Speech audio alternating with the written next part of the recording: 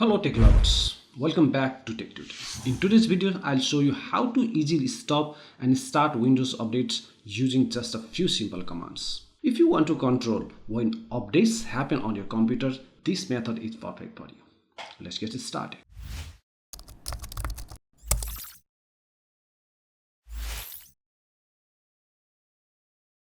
Windows updates are important, but sometimes you need to pause them. Let's start by learning how to stop updates when required.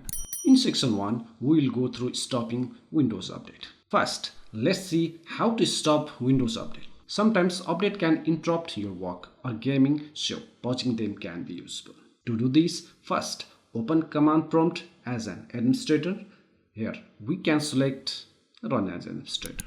Now type or paste the following commands and press enter. sconfig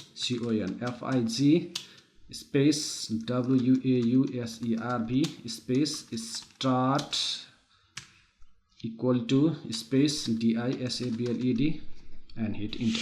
This will disable Windows updates so it won't start automatically. Next, to stop any running update service, type or paste the following command.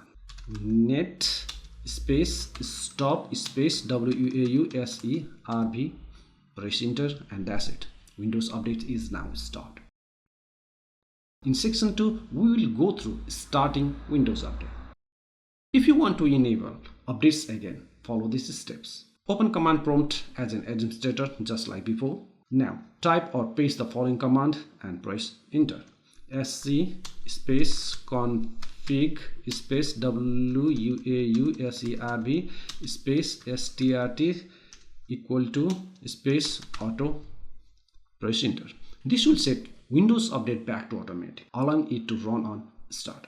To start it automatically, type or paste the following command. net space start space wuauserv, press enter, and Windows update will start running again.